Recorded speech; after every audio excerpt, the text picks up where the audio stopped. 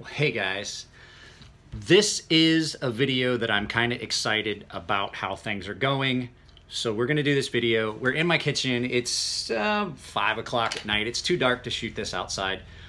I do have some knife videos coming, but today I am gonna go ahead because I know that the steel is coming, water jet's gonna be done. I am making the announcement now that there are 12 total Hornets. The big fixed blades. Hang on a second, I'll go get it so we can look at it. I set it over there. I had it out for the video and I forgot. This is the Hornet. This is the prototype. They are going to be a little different than this. There's been some modifications made. There's going to be a finger guard. It's going to come out a little bit. It was things that, hindsight being 2020, I would have liked to have put in. But they're things that we came up and put on the production model that's going to be coming out. So there's going to be some stuff that's going to be on this. It's going to be the handle. They're going to be a little bit. The handle's going to be a little bit thicker and stuff like that. So there's 12 total of these. However, there are 5 of them that have already been spoken for. And these are people that have been long-time customers that had already said they wanted one. So there's going to be 5 that are reserved. So I have 12. Now, I came to an idea. Elliot Williamson told me, he's like, that sounds like a good idea. The Hornets take a long time. These take a while. And then I have to get them off to get sheaths. So my plan is I'm going to make one a month, still continue to make the neck knives, still continue to do sharpening and insurance and things like that. But I'm going to try and do one of these a month for the next year. So what I'm going to do is, if you guys want one, what we're going to do is, it's going to be first come, first serve. The first 5 are already reserved for specific people that have either been long-time customers that spent a lot of money with me sharpening, bought multiple neck knives and things like that, bought other stuff that I have. Those were my customers that had already said they wanted them, and there was a total of 5. Well, there's a total of 4, plus Jeremy Morris bought the steel that we're using to make these. So Jeremy's getting one, regardless. So those 5 will be the first 5 that get done. Everyone else will be done after that, one a month, but the caveat to that is I am going to take the 50% from everybody up front because I am going to need other materials besides the steel. So that, you know, I'm not going to say 50%. What we're going to do is, because baseline price for those knives is right about $400. $400, this one would be more because it's carbon fiber. Certain things will change the price level if I, you know, difficulty in work and things like that. But what I'm going to say is $200, which is half of the base price of the knife, will lock your spot in. If you're on the list and you can get me the $200 before the end of the year, your spot will be locked and it's going to be in order. So I will contact that person and say, hey, it's time for me to start on your knife. What are the options? And I'll try and do it as close to January 1st. I guarantee that I'm going to have some delays. Guarantee it. I'm busy enough with other stuff. I guarantee I'm going to have some delays. I will try to stick as close as I can to the one a month time frame that I'm kind of setting myself. But there may be some hiccups here and there. The other thing is that if I don't get that 50, you know, that $200 down, the non-refundable deposit, before January 1st, your spot is given up, and I'll make an announcement after January 1st that, hey, there's 2 spots that have come open because I have not gotten the money. I need that because, like I said, I've got to order. I have no other materials. All I have is the steel, right? And I still have to pay for sheaths and things like that. So Matt is going to be busy because on top of the 12 of these, there are 50 of the Hornet neck knives that are available. So that's another thing. Those are just reach out and get a hold of me, find out if I still have any left. I'm going to do those in the middle while I'm working, because they don't take as much tedious, time-consuming work. There's not as, you know, the ceramic and things like that. These won't have ceramic. These are probably just going to be, you know, I'll do different finish options. I'm going to let people know what the finish options are when they contact me. But this is basically my first step towards actually having books that are open and full and things like that. So there's been a bunch of people that have said they really like these. I have this one is reserved for somebody. There is one that is probably going to one of Josh Bender's friends. as soon as it just went off today to get a sheath made to Matt at Armitage Carry. So the other thing too, these sheaths are amazing. They come in some different colors. We can pick and choose. I'm going to offer you guys the choice of some of the color options that Matt has, and I can deal with Matt directly and find out what color options he has as far as his Kydex. There's going to be some options for removable hardware. If you just want it basic pinned like this, pin and epoxy, which the way this one is, I actually like the pinned and epoxy. There's less chance of corrosion under. You're not taking the handles off, getting water underneath, things like that. I don't think I'm going to do too many more with the titanium liner underneath. I mean, I'll do it if it's an option that the customer wants, because it is very difficult, time consuming. But yeah, I'm going to have to order hand materials, stuff like that. So here's how I'm going to do it. I'm not going to announce it on Instagram. I'm going to announce it here. And I'm going to say that I want it via email so I can see whose email came in when.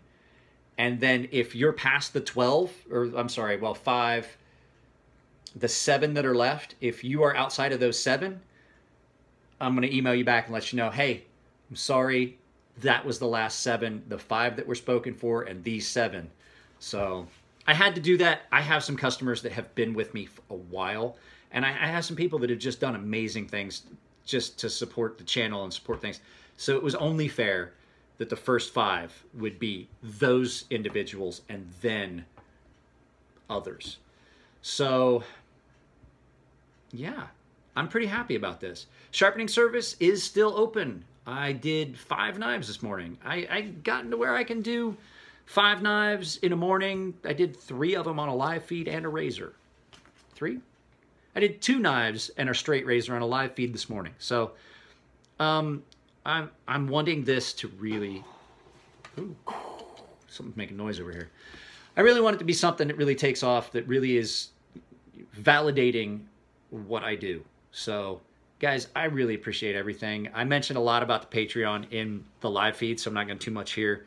But yes, the Patreon is still there.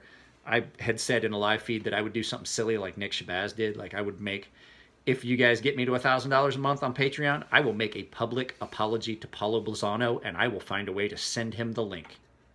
I will find somebody that can send it to him as a public apology, and I'll leave it up for a week, and then I'll take it down. Because I really won't mean it, but I'll say it. So, or I'll do something. I'll do something that would make my skin crawl. For $1,000 a month on Patreon, yeah, I'll do something to make my skin crawl. If I get $1,000 a month, I'm definitely going to Blade Show next year.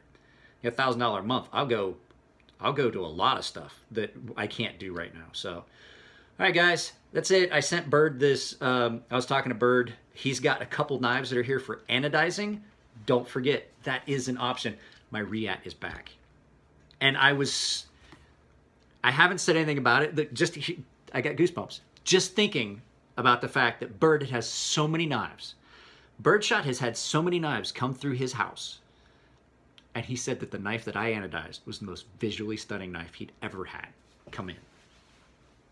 That's fucking awesome. You know how many knives he's reviewed? Tells me I did something right.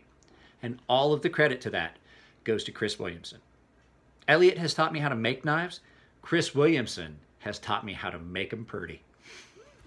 I can make a knife. Elliot taught me that. How you make it attractive and the way you present that and the work. That shop is split. The work that goes into knives is split, but I'm going to tell you right now, the making predominantly is Elliot. The prettying up, that's Chris. He's a genius at it. And I've learned that just by watching.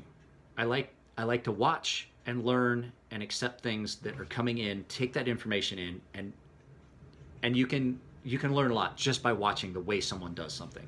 Yeah, I ask Elliot questions, but there's a lot of times I ask Chris questions, a lot more times than I ask Elliot. Because the basics of making a knife are pretty much standard. But the things that Chris does, they're phenomenal. And so there's a lot of times I'll ask Chris something, and then Chris will look at me and he goes, I love doing this. How about I answer your question with a question? I was asking him something about anodizing blue. And I said, should I tumble it before I anodize it blue and then tumble it again to get the bronze accents? And he goes, let me ask you a question, Mike. Do you think that would save you any time, or do you think that would make it more time intensive? And I was like, oh, here we go. And I was like, well, he's like, look, the little minor scratches that you can get that maybe somebody that really, really, really was looking at it would say, okay, this was tumbled first. He goes, it's not going to change the color that much. He's like, so what it's going to do is it's going to have you tumble it for 10 minutes, anodize it blue, tumble it for another 10. He's like, you have to take it out of the tumbler twice. You got to put it back in the tumbler twice. So you got to deal with closing that thing. He says, it's one step you don't have to worry about. Blast it, do it blue, tumble it, do it bronze. So he asks me a question about what he wants me to think. He would make an amazing teacher. He wants me to think about the process. And I learned so much from those guys, just from those small things. So yeah, the anodizing is definitely coming along. I'm getting so much better at it than, you know, the basic bitch. Basic bitch fucking blasted bronze and blasted blue. No, I can do a lot more. You guys saw it. I think you guys saw some of it on that Carter Prime, some of the surface finish and things like that. So my wife and in-laws are coming back shortly. I have to get off of here. We have to eat supper, and apparently we are going shopping tonight. So I don't want to. I'm tired, but I'm gonna do it.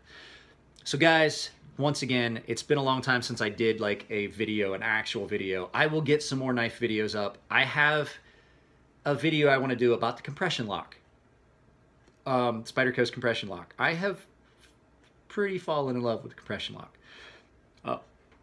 since I got that Yojimbo 2. I got that Yojimbo 2, and I'm like, wow, this is a good design lock. It really is. And I looked into some of the things that you can get out of a compression lock that you can't get out of a frame lock.